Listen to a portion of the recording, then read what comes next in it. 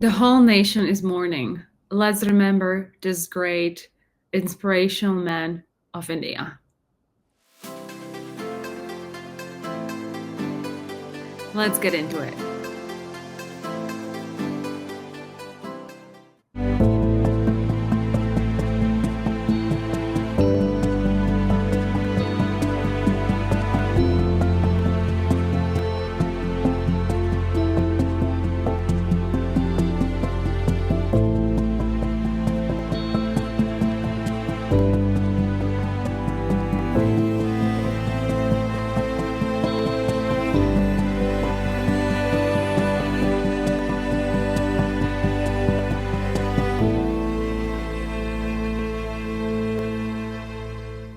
Can I just say before we even get into it, like, wow, he met Hillary Clinton. And also, he was actually a very nice looking young man. What is legacy? Is it your place on a Forbes list? Is it your name on a billboard? Or maybe government honors or awards? Sure, all of it counts, but legacy is a lot more than just that. It's how people remember you after you're gone, how they talk about you, how they narrate stories about you. And that is why Ratan Tata stood out. I'm sure you've read about what happened. Mr. Tata had been hospitalized for a medical checkup this week. And then last night, the news came in, Ratan Tata had passed away at the age of 86. What happened next rarely happens. The whole country came together. Politicians, athletes, actors, business leaders, all of them mourned Ratan Tata together. If you look at their messages, you will notice something. A few common words used to describe him: visionary, philanthropist, compassionate, and nationalist. It's a lot of heavy adjectives for one man, but Ratan Tata carried them with ease. Today, his last rites were held in Mumbai. The Maharashtra government had declared a day of mourning. They also ordered a state funeral for him. Just look at how many people turned up to pay their respects.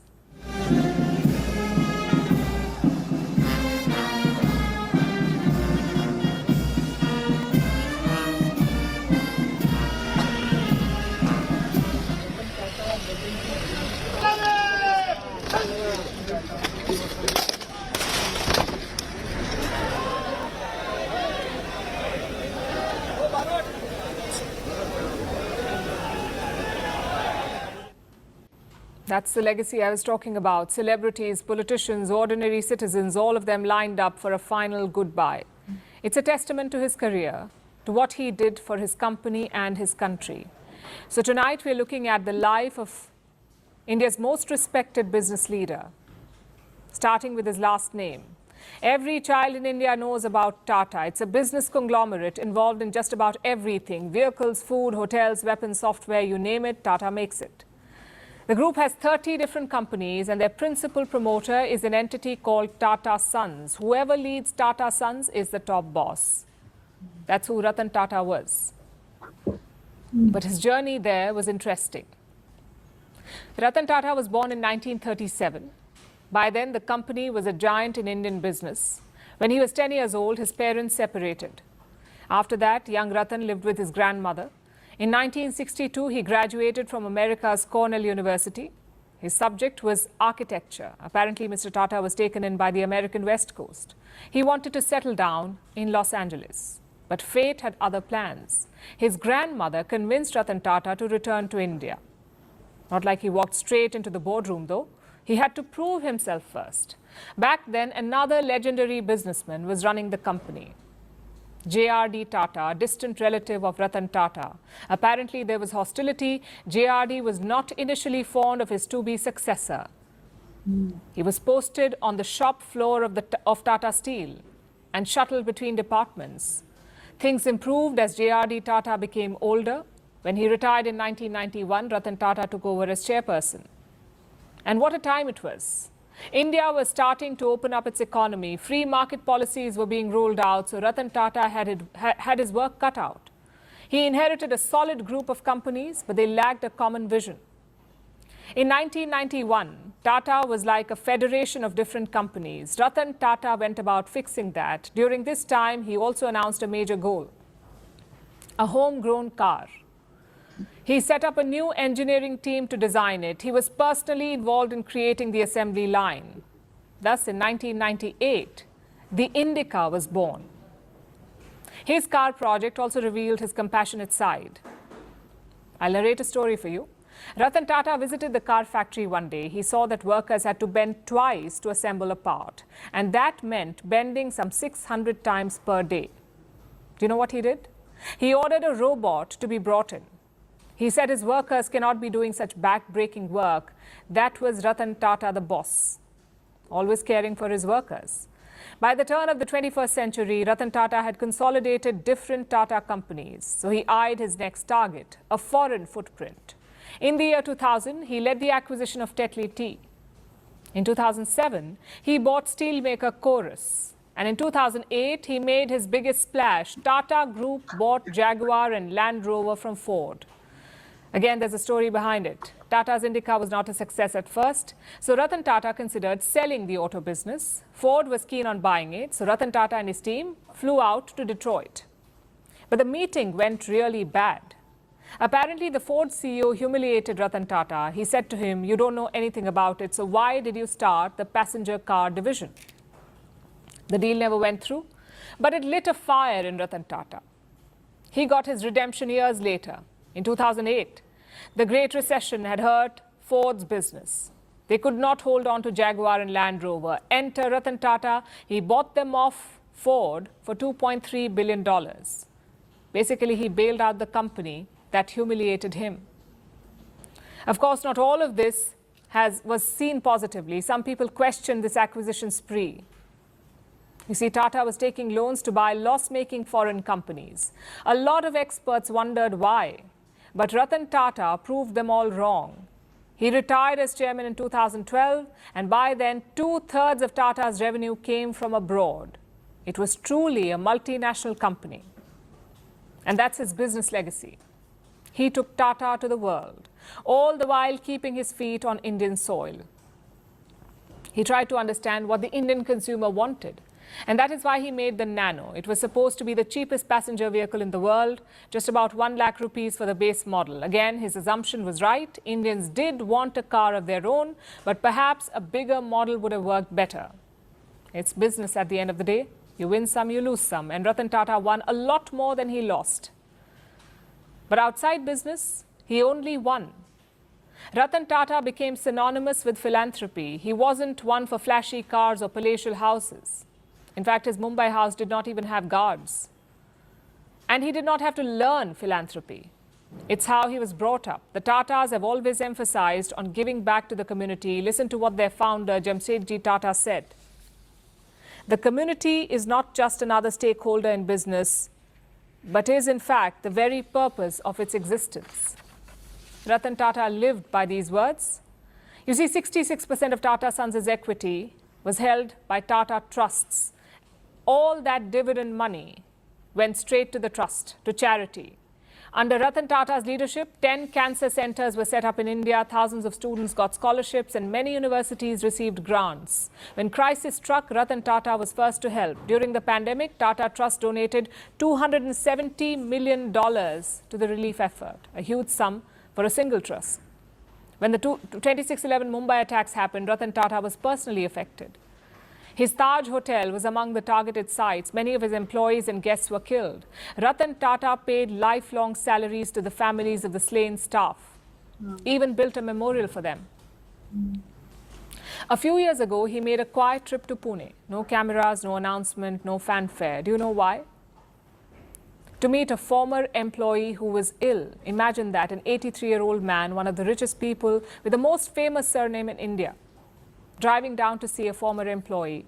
It tells you a lot about who this man was, what he prioritized in life, how he treated his employees, and how he saw the world.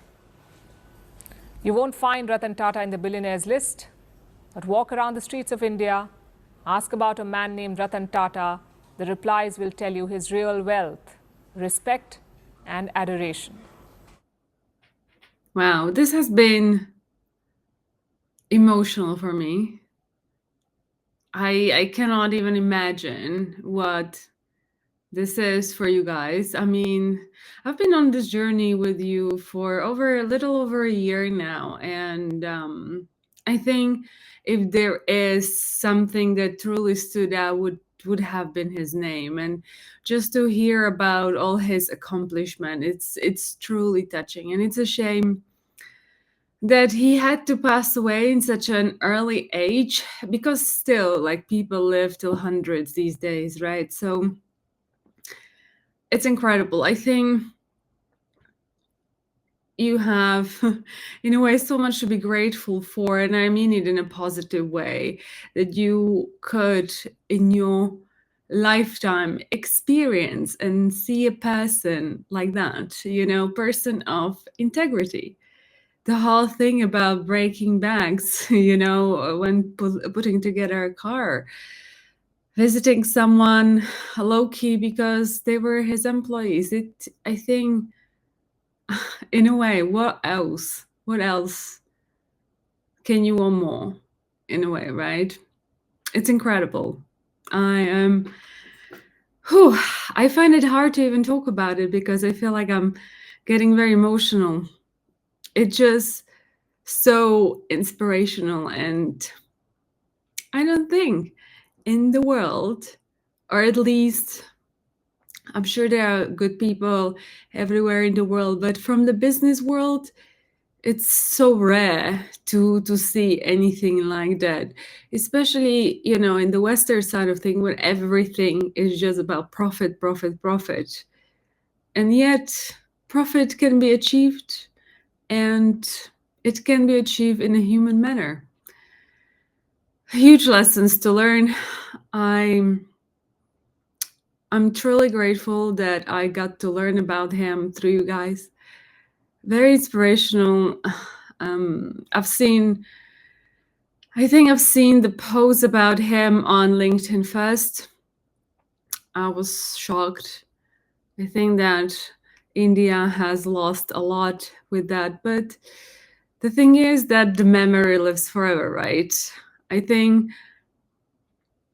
it's really rare, in my opinion, to have a model like that in your current reality. Gosh, my voice is shaking. I'm just finding so hard to talk about this.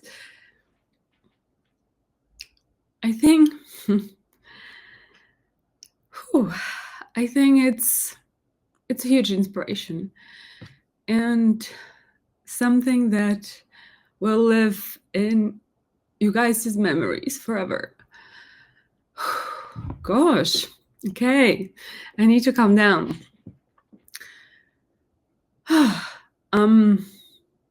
Yeah. At least you have someone to look up to. And I think his memory, I'm sure, is going to be cherished, and it would be great to know how you guys feel about this. And gosh, I don't do well with videos like that.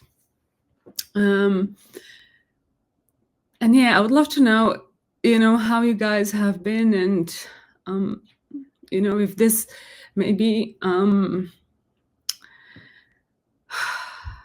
his death is going to be celebrated. There will be like a yearly remembrances. It would be very interesting to see. And I'd love to see if any of you manage to actually go and do the public tribute. And I do think I'm going to stop it right here because I'm too emotional, I think, to continue. But I think I've written a post, and yeah, he's been also great inspiration for me too. So I'm sending lots of love and light. And if you did like this video, please, you know what to do. Give it a share, give it a thumbs up, give it a like, and I'll see you next one. Until then, please do take care. Lots of love. Bye-bye.